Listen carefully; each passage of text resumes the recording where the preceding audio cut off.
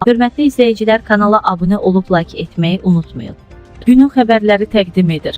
Vitamin Ə filminin rejissoru Faiq Nağıyev xalq artisti Naibə Allahverdiyevanın pulunu vermək istəmir. Günün xəbərləri bildirir ki, bu barədə Qaynarinfoya açıqlamasında xalq artisti Naibə Allahverdiyeva bildirib.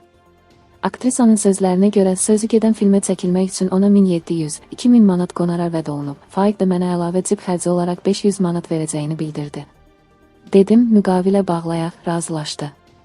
Səhər tezdən müqavilə bağlamadan zəng vurdu ki, gedirik çəkilişə. Getdik, indi də pulumu vermək istəmir. Mənə deyir ki, 500 manat verəcəyəm. Mən onun üçün nəyəm? Buradan rayona tanınmayan aktyor və aktrisa belə günü 100 manata çəkilişə getməz.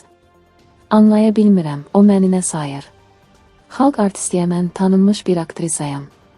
Bunu belə qoymayacağam. Rejissor Faiq Nağıyev isə bu ittihamla razılaşmır. İlk gündən Naibə Allahverdiyevaya 500 manat verəcəyini dediyini bildirib. Hamıya verəcəyim pulun miqdarını dedim. Dedim, 500 manata gücüm çatır. Bunu da cib xərcliyi kimi verirəm.